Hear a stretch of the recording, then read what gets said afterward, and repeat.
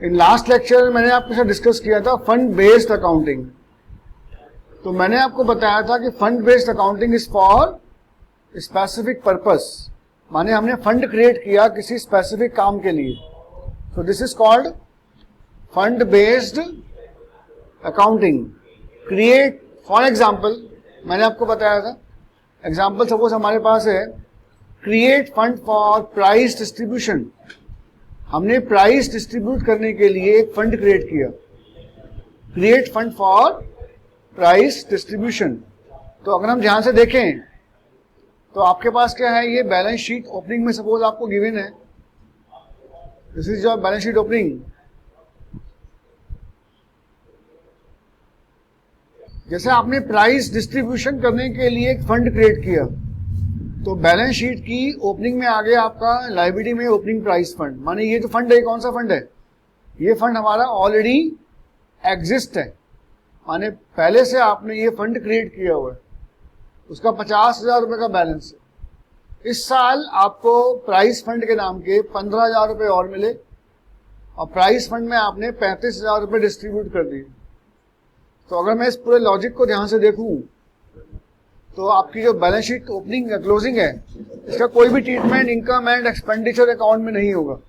माने no treatment in income and expenditure account. जो भी ट्रीटमेंट है वो कहां जाएगा, directly transfer to balance sheet. तो लायबिलिटी साइड में लिखेंगे ओपनिंग प्राइस फंड, जो भी आपका कलेक्शन हुआ वो फंड में ऐड हो जाएगा और जो आपने प्राइस डिस्ट्रीब्यूट किए उसको हम फंड में से माइनस कर देंगे और जो बाकी बैलेंस बचेगा वो आपका बैलेंस शीट की लायबिलिटी साइड में शो हो जाएगा। तो ये मैंने आपको लास्ट टाइम लॉजिक बताया था। इसके बाद मैंने आपको बताया था एक और एग्जांपल, इसका थोड़ा एडवांस। यहां पर क्या था, आपके पास फंड भी था और साथ में आपने प्राइस फंड इन्वेस्टमेंट भी क्रिएट किया हुआ है। तो प्राइस फंड तो समझ में आती है बात कि आपको फंड मिला। अब ये प्राइस फंड इन्वेस्टमेंट क्या होता है कि आपके पास फंड के लिए पैसा आ गया तो आपने फॉर द टाइम बीइंग उस पैसे को कहीं इन्वेस्टमेंट कर दिया। भाई आपके पास कैश आ गया, फॉर एग्जांपल आपने उसकी बैंक में फिक्स डिपॉजिट बनवा दी, तो एक तरह से वो फंड का इन्वेस्टमेंट हो गया। क्यों करेंगे इन्वेस्टमेंट? इन्वेस्टमेंट करने से उस फंड की वैल्यू बढ़ेगी, इन्वेस्टमेंट पे आपको इंटरेस्ट मिलेगा, तो एक एक्स्ट्रा इनकम भी जनरेट होगी उस फंड के लिए।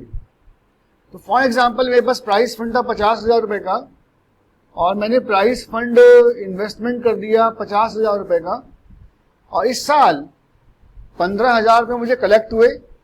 इस इन्वेस्टमेंट का मुझे इंटरेस्ट ऑन प्राइस फंड मिला 600 रुपए का, ये भी मेरी कलेक्शन है इस साल की।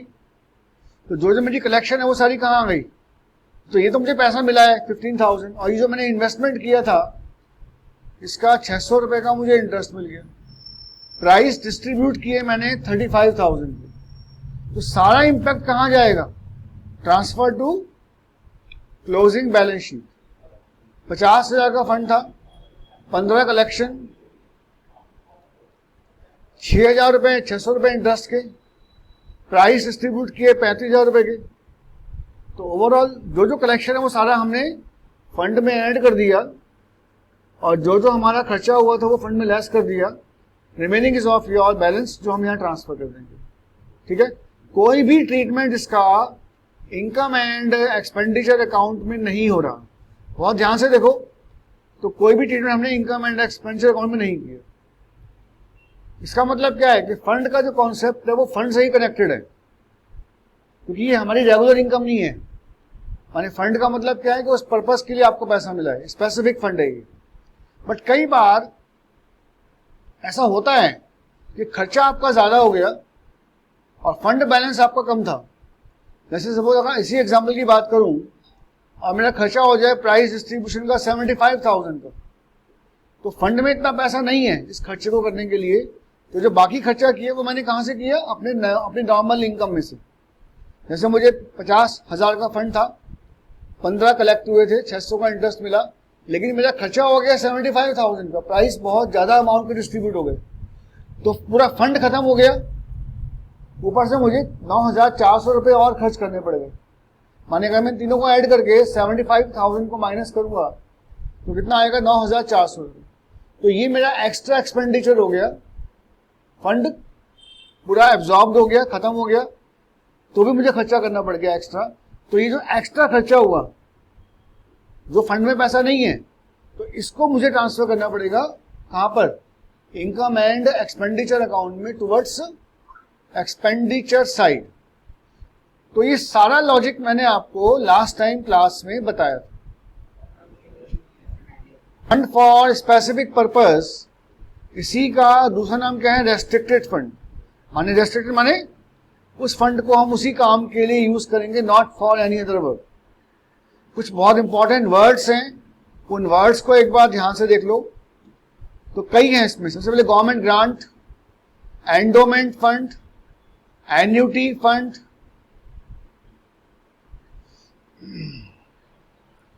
एन्युटी फंड, लोन फंड, और साथ में फिक्स असेट्स फंड, और इसको बोल सकते हैं प्राइस फंड। तो सारे पॉइंट्स में आपको वन बाय वन यहां पर डिटेल डिस्कशन कर रहा हूं कि कौन कौन से पॉइंट हमारे।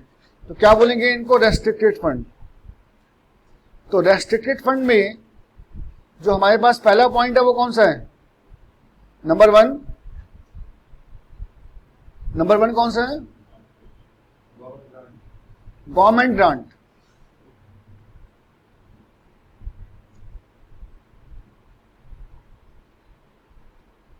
माने गवर्नमेंट ने आपको सहायता दी। जैसे मैं एग्जांपल दूं, जो गवर्नमेंट इंस्टीट्यूशंस हैं, जो गवर्नमेंट ऑर्गेनाइजेशन, उनको पैसे की शॉर्टेज हो रही है, काम क्या है उनका, सोशल वेलफेयर। तो गवर्नमेंट अपने पास से कुछ पैसा उनको दे देती है हेल्प के पॉइंट ऑफ व्यू से। जैसे आजकल क्या चल रहा है, कोरोना, तो किसी गवर्नमेंट एम्प्लॉय की सैलरी रुकी नहीं रुकी। अब इट इज नॉट सो कि उस डिपार्टमेंट को उतनी इनकम हो रही है, तो government for help point of view, उनकी हेल्प पॉइंट ऑफ व्यू से उनको ग्रांट देती है। This is called government grant. अभी जो गवर्नमेंट ग्रांट है ये दो टाइप की हो सकती है, may be of two type, general और नंबर टू स्पेसिफिक पर्पस। तो गवर्नमेंट ग्रांट के दो काम हो सकते हैं, फॉर जनरल पर्पस और number two for specific purpose. बेटा स्क्रीन पर दिख रहा है ना आप सबको, ये नहीं दिख रहा? हाँ जी, वेरी गुड। तो जो ग्रांट हमें मिली है जनरल नेचर की, वो directly transfer to income and expenditure account. कहां जाएगी वो? Direct transfer to income and expenditure account. This is not for any specific purpose. लेकिन जो ग्रांट हमें स्पेसिफिक पर्पस के लिए मिलेगी वो कहां जाएगी? Transfer to balance sheet. उसको हम कहां ट्रांसफर करेंगे? बैलेंस शीट में। कहां पे? कहां ट्रांसफर किया? बैलेंस शीट में, टुवर्ड्स लायबिलिटी साइड। कहां जाएगी बैलेंस शीट में? Towards liability side. माने जो जनरल नेचर की होती है वो कहां आती है? इनकम एंड और वहां भी कहां आती है? Income and expenditure, towards income side. तो ये कोई पर्पस नहीं है, आप किसी भी काम के लिए यूज कर सकते हैं। बट अगर गवर्नमेंट ग्रांट मिलेगी किसी स्पेसिफिक पर्पस के लिए, तो हम उसको, जैसे मैंने आपका फंड का बताया ना पॉइंट, तो वही हो गया, ये एक तरह का फंड हो गया जो गवर्नमेंट ने आपको दिया, तो it will be transfer to balance sheet towards liability side. Number two, next point देखते हैं इसका। नंबर टू कौन सा अमाउंट है? Endowment fund.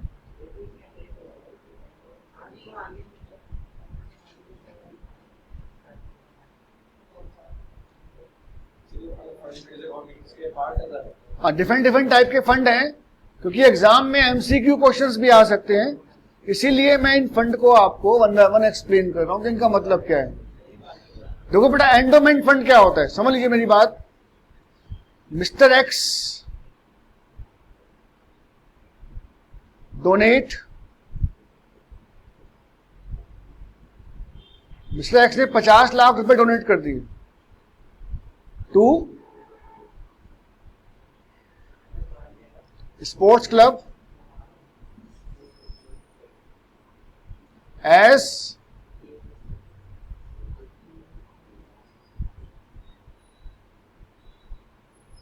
Endowment fund. अभी जो एंडोमेंट फंड है इसमें क्या होता है कि जो क्लब है वो 50 लाख रुपए यूज नहीं कर सकता। Club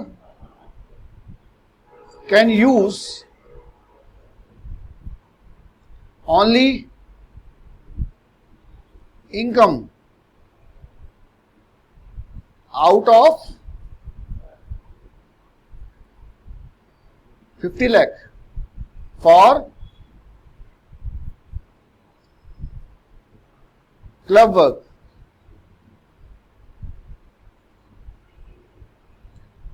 not fund amount. मतलब उसने बोला कि भैया ऐसा है, आप ये 50 लाख रुपए टच नहीं करोगे। 50 लाख रुपए तो आपके बैंक में जमा होंगे, उसका जो इंटरेस्ट आएगा उससे क्लब के खर्चे करोगे। तो ये 50 लाख रुपए क्या हो गया? एंडोमेंट फंड हो गया। जैसे सपोज कर लो कोई आदमी है, उसने मरते समय एक चैरिटेबल हॉस्पिटल खोल दिया, करोड़पति आदमी था, 1 करोड़ रुपए लगा दिए चैरिटेबल हॉस्पिटल में, कि वो ये हो गया। अब क्या हुआ?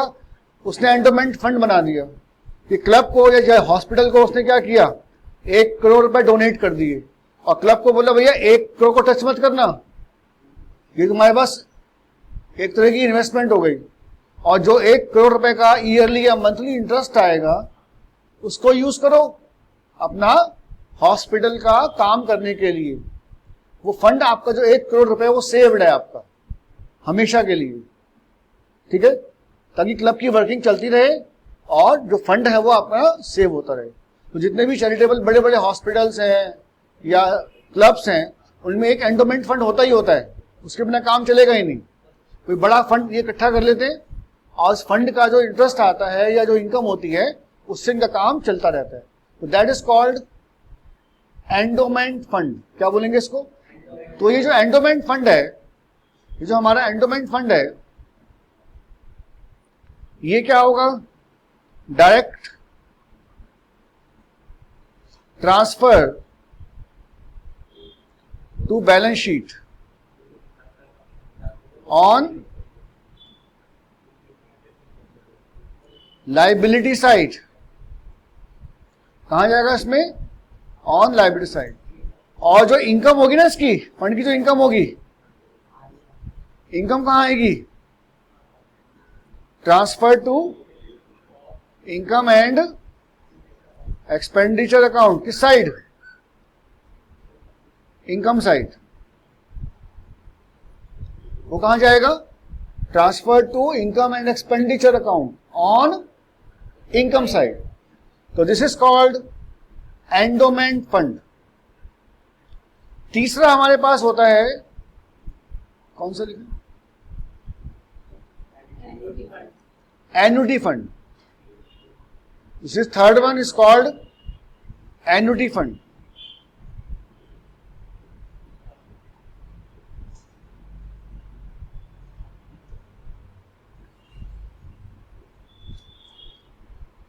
Mister X died and time of death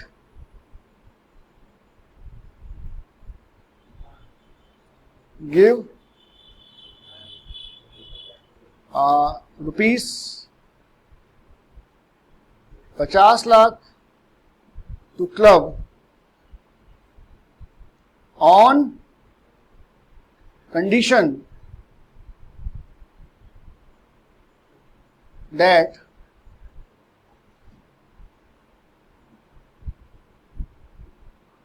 club will pay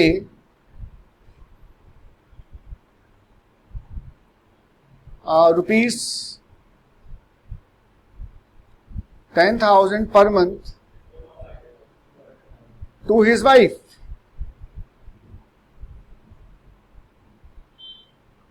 till शिलाइव। क्या मतलब हुआ? मिस्टर एक्स ने 50 लाख रुपए क्लब को दे दिए, लेकिन क्लब को क्या बोल दिया कि भाई ऐसा है, मैं तो मर गया, लेकिन मेरी वाइफ को 10,000 रुपए पर मंथ देने पड़ेंगे, तो बोलो, तब मैं तुम्हें 50 लाख रुपए का फंड दूंगा, और जो बाकी एक्स्ट्रा इनकम होगी वो आप यूज कर लेना अपने काम के लिए, लेकिन आपको जब तक मेरी वाइफ जिएगी तब तक आपको एक पर्टिकुलर अमाउंट उसको पे करना पड़ेगा। तो वाइफ कंपल्सरी नहीं है, एक एग्जांपल दिया है मैंने हमने एक फंड क्रिएट किया ऑन द कंडीशन दैट कि जो क्लब है, जो सोसाइटी है, वो कुछ पैसा उसमें से पर मंथ या जो भी एन्युटी है, इसको ये जो हम दे रहे हैं पैसा ईयरली पीरियोडिकली, ये जो पीरियोडिक पेमेंट करते हैं, कौन सा पैसा जो हमने इसको ऐसा दिया पीरियोडिक, इसको बोलते हैं annuity. That amount is called annuity. This is your annuity. समझ में आया? इसको एन्युटी बोलते हैं। तो फंड क्रिएट किया गया on the basis of annuity. Treatment क्या होगी? ट्रीटमेंट होगी जो एन्युटी फंड है वो भी एक तरह की आपकी लायबिलिटी है। कहां जाना चाहिए? Transfer to balance sheet. कहां जाएगा? Liability side. कहां जाएगा? Transfer to balance sheet on liability side. समझ में आ गया बेटा आपको पॉइंट? ये नंबर 4 आएगा। Number 4 loan fund.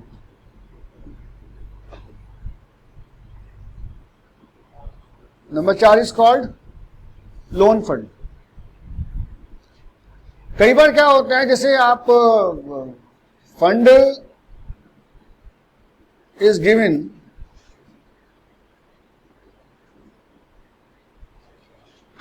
To provide loan for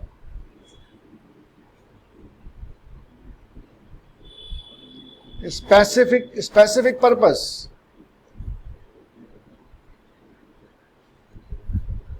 माने आपने एक फंड क्रिएट किया, for example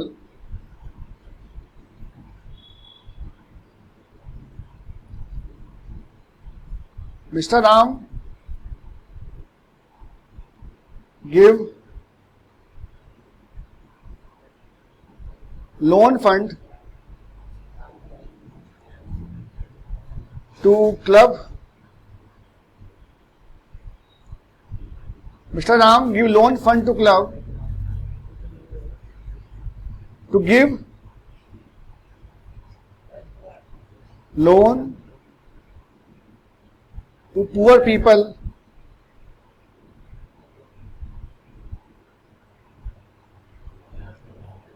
for education purpose।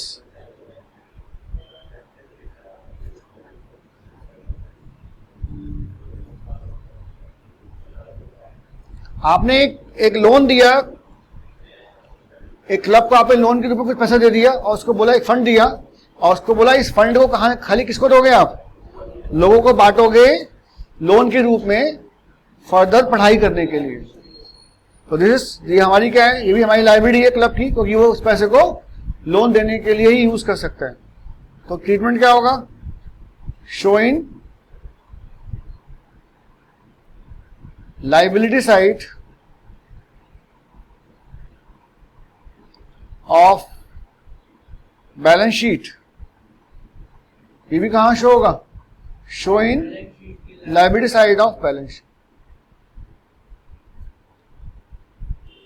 हाँ जी बेटा, कुछ पूछना है आपको इसमें पॉइंट जो मैंने बताया अब तक? हाँ,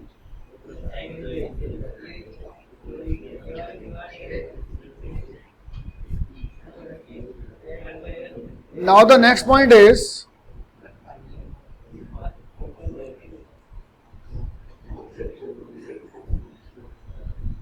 ये बहुत इंपॉर्टेंट है, इसको ध्यान से देखो। Fund for making specific fund for making specific expenditure. Number one. और number two,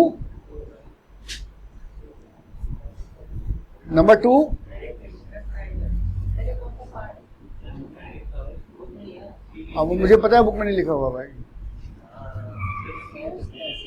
हाँ बेटा, हाँ वो मैं बताऊंगा अभी क्या है.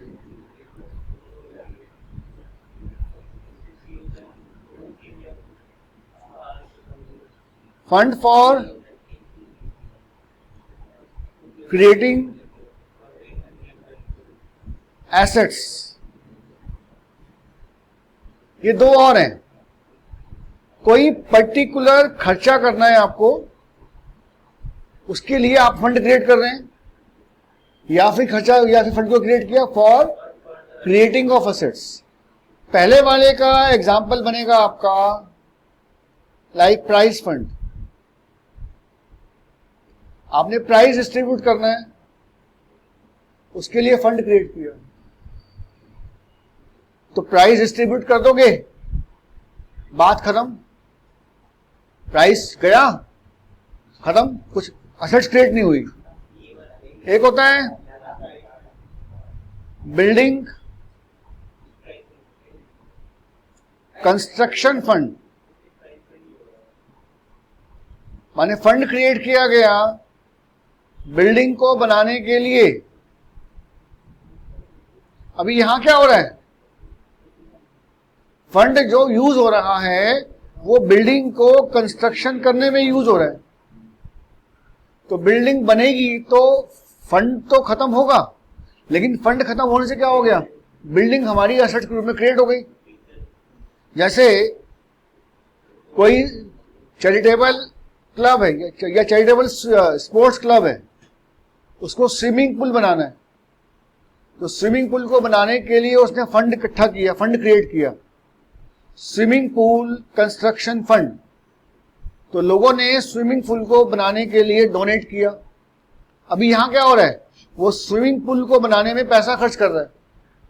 तो पैसा खर्च तो हो रहा है, लेकिन बदले में साथ साथ क्या हो रहा है, स्विमिंग पूल भी बनके तैयार हो रहा है. और जैसे ये स्विमिंग पूल बनके तैयार होगा, वो स्विमिंग पूल क्या हो गया, बिजनेस की एसेट्स हो गई.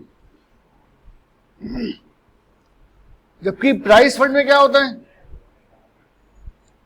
हमारी कोई स्पेसिफिक कोई एसेट्स क्रिएट नहीं हो रही, मतलब इसमें तो क्या बोलेंगे, नो एसेट्स क्रिएटेड. एक मिनट, इसमें तो क्या हो रहा है, नो एसेट्स. एक मिनट यार, ये क्या हो जाता है, एक मिनट.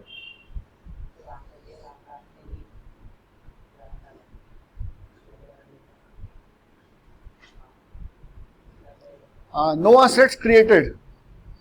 No assets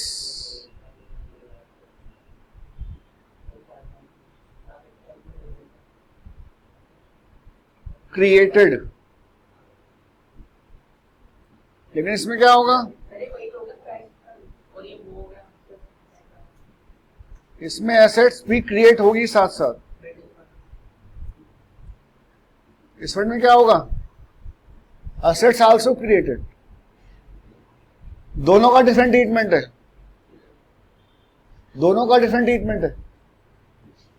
माने ये स्पेसिफिक खर्चे के लिए हो गया, और वो किस लिए हो रहा है, for creating of an assets. अब मैं ये सारे फंड के मतलब आपको बता चुका हूं. आई हैव एक्सप्लेन्ड यू कि भाई कौन सा फंड हमारा किस काम के लिए यूज होता है. अब हम डायरेक्ट आएंगे बुक के क्वेश्चंस के ऊपर, कि बुक में आपको फंड के क्वेश्चंस किस टाइप के गिवन है और कैसे कैसे हमें उनको ट्राई करना है. ध्यान से देखिए बेटा प्लीज. हाँ जी सर. पहला केस, टूर्नामेंट फंड 2 लाख रुपए. टूर्नामेंट पे, अभी जो टूर्नामेंट फंड है इसका पर्पस क्या है, this is general purpose. Tournament करेंगे, पैसे खत्म. और एक्सपेंस कितना हुआ टूर्नामेंट पे 60,000 रुपए, और कलेक्शन कितना हुआ टूर्नामेंट पे 80,000 रुपए। तो कहां जाएगा बताओ, ट्रीटमेंट कहां होगा? बैलेंस शीट की लायबिलिटी साइड में टूर्नामेंट फंड 2 लाख रुपए, receipt plus expenditure minus remaining balance कहां शो होगा? बैलेंस शीट की लायबिलिटी साइड में। जो मैंने आपको बताया ये वही पॉइंट है। बिलियर्ड मैच एक्सपेंस, आपने बिलियर्ड मैच पे 25,000 रुपए खर्च कर दिए। बिलियर्ड मैच पे आपने 25,000 रुपए खर्च कर दिए। अब कोई फंड क्रिएट नहीं हो रहा है, सिंपल आपने खर्चा दे रखा है। तो जब फंड ना हो और मैच एक्सपेंस किए हैं तो कहां जाएंगे match expenses?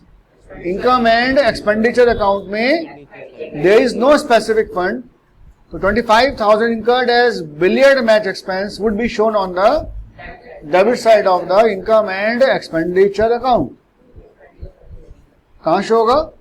Income and expenditure account में। अगला पॉइंट देखिए,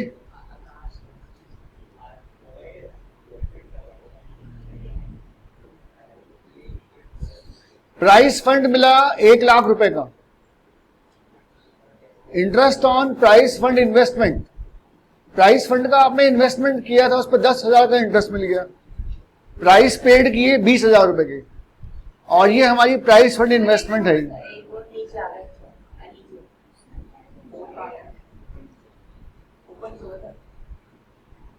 फंड आपको गिवन है 1 लाख का, इंटरेस्ट मिला, प्राइस पेड किए, और ये क्या है हमारा 80,000 रुपए का प्राइस फंड इन्वेस्टमेंट। तो ध्यान से देखिए, सिंपल वही लॉजिक। लायबिलिटी में क्या आएगा? Price fund 1 lakh plus interest less price distribution, बाकी 90,000 रुपए आपके कहां शो हो जाएंगे? बैलेंस शीट की लायबिलिटी साइड में। यहां पे लिखा नहीं है, बाकी मैं बता देता हूं, जो प्राइस फंड इन्वेस्टमेंट है वो कहां शो होगा? बैलेंस शीट की एसेट साइड में। लिख लो आप, जो प्राइस फंड इन्वेस्टमेंट है वो कहां शो करेंगे?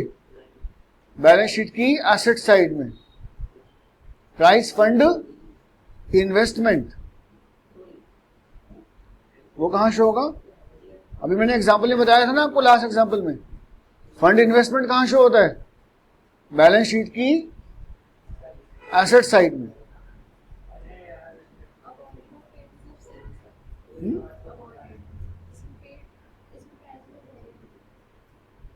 हाँ, प्राइस टूर्नामेंट एक्सपेंस की बात करें ना, प्राइस पेड एक ही बात।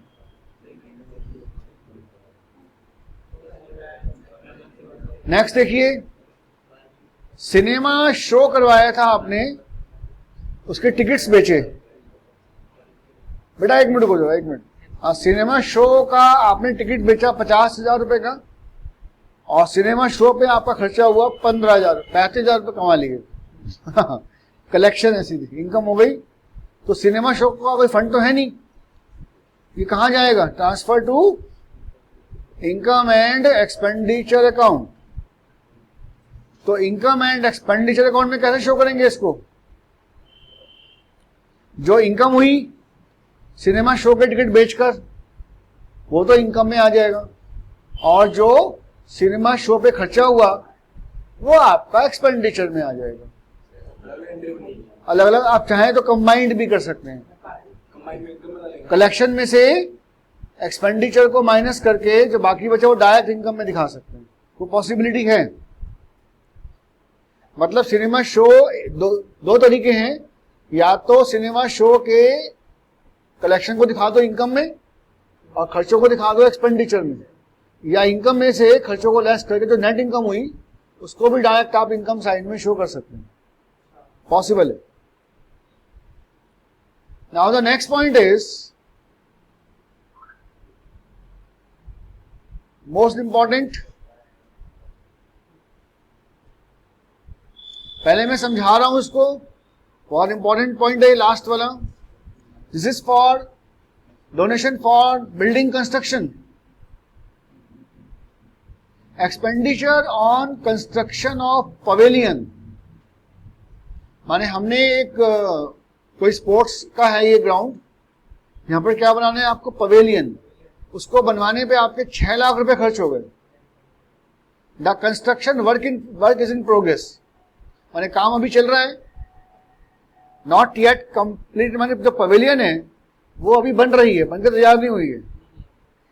पवेलियन फंड क्रिएट किया हुआ था आपने 8 लाख रुपए का। इस साल जो डोनेशन मिली वो मिली 10 लाख रुपए की। कितनी मिली? और ये हमारा कैपिटल फंड, जो फंड हमारा पहले से बिजनेस में क्रिएटेड है। कैपिटल फंड क्या होता है? General fund. ये फंड हमने क्रिएट किया हुआ है पहले से, वो कितने का है? 20 लाख रुपए का। तो बहुत इंपॉर्टेंट पॉइंट है, इसको ध्यान से समझ लो क्या ट्रीटमेंट होगा। यहां पर जो मेरा आपका 20 लाख का ऑलरेडी बना हुआ था कैपिटल फंड, क्या बनाया था हमने? This is your capital fund of ₹20 lakh. तो 20 लाख का आपने क्रिएट किया हुआ था। क्या क्रिएट किया हुआ था आपने? ये कौन सा फंड है? कैपिटल फंड, जो मैंने पहले से क्रिएट किया हुआ है। इसका बैलेंस कितना था मेरा? ओपनिंग बैलेंस, ओपनिंग बैलेंस था मेरा 20 लाख रुपए। और मेरा पवेलियन फंड था 8 लाख रुपए का। 10 लाख का मुझे मिला डोनेशन, 6 लाख का मेरा बिल्डिंग बन गया।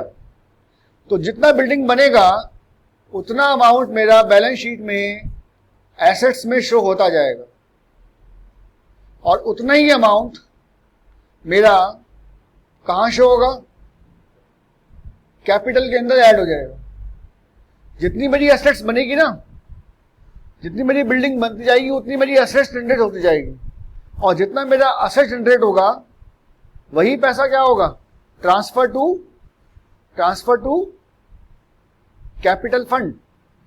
माने वो मेरी कैपिटल बन गई बिजनेस की, वो मेरी क्लब की क्या बन गई? कैपिटल। ये मेन पॉइंट है, फिर समझ लो। यहां तक तो आपका जो पहले फंड था वहां भी काम होता था। क्या होता था? ये फंड था, ये मिली डोनेशन, ये मेरा खर्चा। लेकिन खर्चा हो गया, बात खत्म हो गई, आया कुछ नहीं। अगर ये प्राइस फंड होता तो बस खाली खर्चा में लेस करता, बात खत्म हो गई। लेकिन यहां ऐसा नहीं हो रहा। यहां क्या हो रहा है? इस खर्चे के बाद मेरी एसेट्स क्रिएट हो रही है। This is my assets. ये क्या है? मेरी एसेट्स क्रिएट हो रही है। तो जो भी मेरी एसेट्स क्रिएट होगी वो कहां शो होगी? बैलेंस शीट में, एसेट साइड में। और जितनी एसेट्स क्रिएट होती जाएगी उतना पैसा मेरा कैपिटल फंड में जाकर प्लस होता जाएगा। इसके इक्वलेंट अमाउंट है। अमाउंट इक्वल टू 6 लाख रुपए। What is 6 lakh? जितनी मेरी एसेट्स बनती जाएगी उतना ही पैसा मेरा कैपिटल फंड में ऐड होता जाएगा। माने मैं इसको ऐसे मानूंगा कि 6 लाख रुपए पवेलियन फंड से निकलकर मेरी कैपिटल फंड में आ गए। माने फंड में से खर्चा हो गया, जिस काम के लिए फंड मिला था। लेकिन खाली खर्चा नहीं हुआ, उस फंड ने मेरी एक तरह से परमानेंट कैपिटल बना दी 6 लाख रुपए से। क्यों बनी परमानेंट कैपिटल? क्योंकि 6 लाख रुपए से मेरी साथ साथ एसेट्स भी जनरेट हो गई। ये इसका मेन पॉइंट है। हाँ जी बेटा, समझ में आया पॉइंट?